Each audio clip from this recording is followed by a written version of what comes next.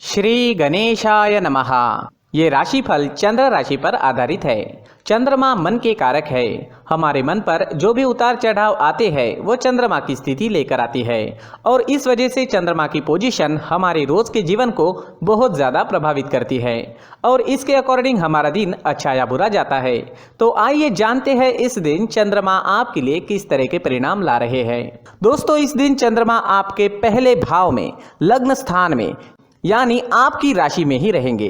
जी हाँ, चंद्रमा की ये पोजीशन आपके लिए काफी अच्छी रहेगी। इसका मतलब ये दिन आपके लिए बहुत ही बढ़िया जाने वाला है।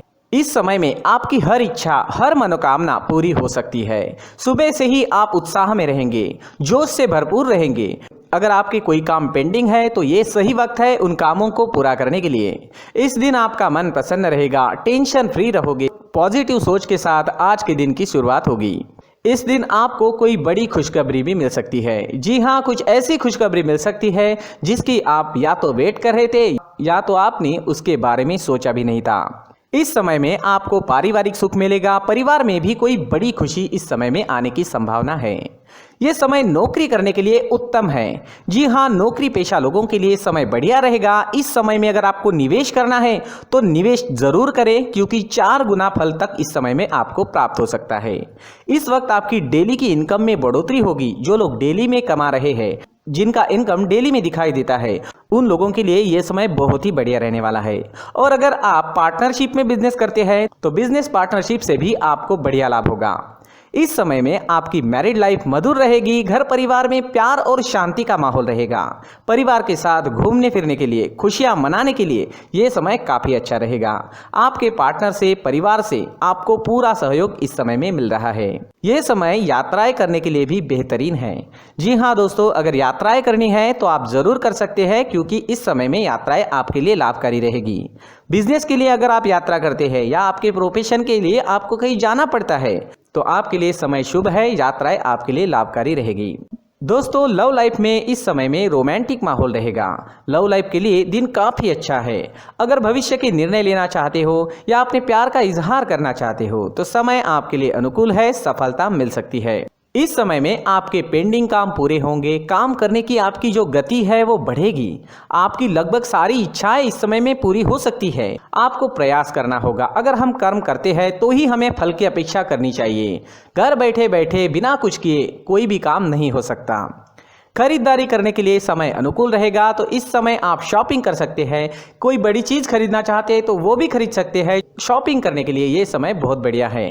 दोस्तों, ये समय स्टूडेंट्स के लिए भी काफी शुभ साबित होगा। पढ़ाई में कंसंट्रेट कर पाओगे। इस समय में चंद्रमा की कृपा आपको मिल रही है। चंद्रमा आपको एकाग्रता दे रहे हैं जिस वजह से आप कम समय में ज्यादा विद्या ग्रहण कर सकोगे।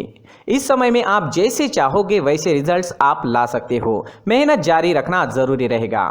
नौकरी के क्षेत्र में भी आपको प्रशंसा मिलेगी। आपका किया गया काम लोगों को दिखाई देगा। मित्रों के बीच आपका उठना बैठना इस समय में हो सकता है। जी हाँ, इस समय में आप काफ़ी लोगों के बीच रह सकते हैं। इस वक्त आप अपनी पर्सनैलिटी पर ज़्यादा ध्यान दोगे। आपका शौक इस समय में आपकी पर्सनैलिटी में नजर आएगा। आपसे लोग आकर्षित हो सकते हैं। आपकी बोली में मिठास रहेगी, स्वभाव में गंभीरता रहेगी। इस समय में आप लोगों को जोड़ने में, अपने काम लोगों से निकलवाने में और लोगों को अट्रैक्ट करने में कामयाब हो सकते हैं।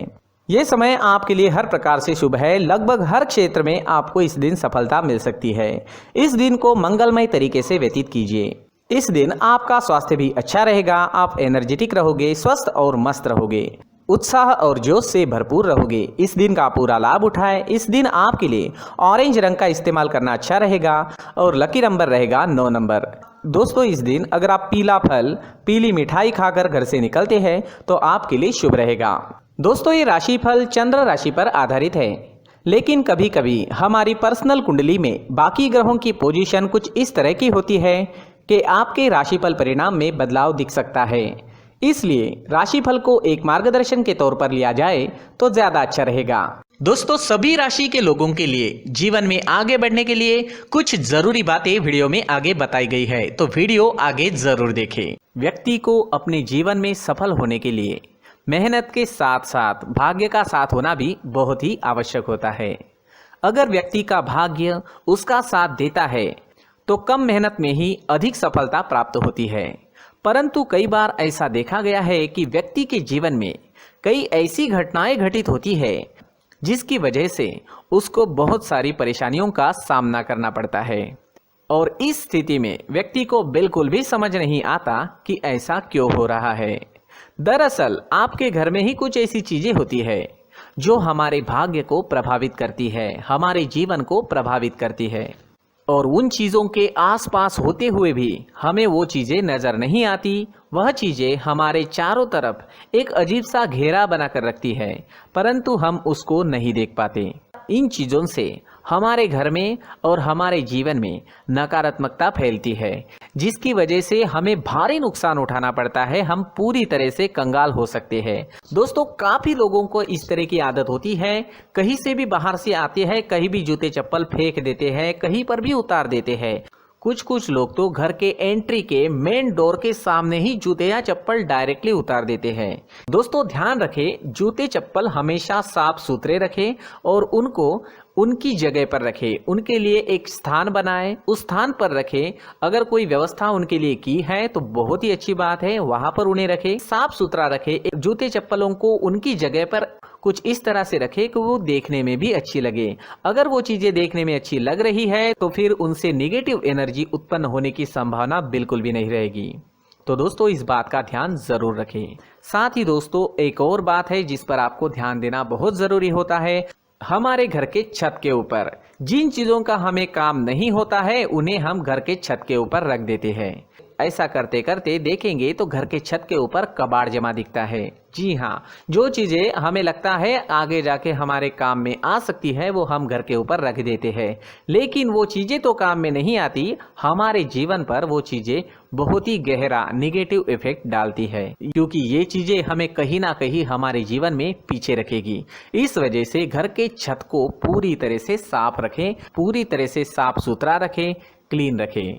साथ ही दोस्तों, हम हमेशा देखते हैं घर के ऊपर जाने के लिए जो सीढ़ियां हैं, उन सीढ़ियों के नीचे जो जगह होती है वहां पर सामान हमेशा रख दिया जाता है। वो जगह ही ऐसी है कि सामान को खींच ही लेती है, वहां पर आपको कुछ ना कुछ सामान मिलेगा ही। अगर हम सीढ़ियों के नीचे सामान रखते हैं तो हमारी उन्नति होना बहुत ही मुश्किल है। जी हाँ, सीढ़ियों के नीचे कूड़ा कचरा कबाड़ अगर हम जमा करके रखते हैं, कोई भी सामान रख देते हैं, तो उस वजह से माँ लक्ष्मी हम पर प्रसन्न नहीं होती, माँ लक्ष्मी हमारे घर में आने की संभावना बहुत ज़्यादा कम हो जाती है। तो दोस्तों, इन चीज़ों पर ध्यान रखें। हमारे घर की जो सीढ़ियाँ होती है उनके नीचे की जगह हमेशा साफ सुथरी रखें, क्लीन रखें।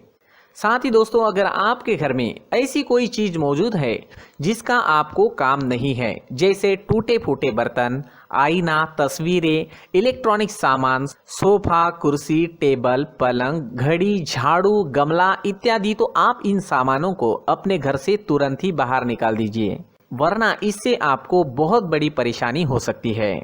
आपको ये चीजें कंगाल बना सकती है।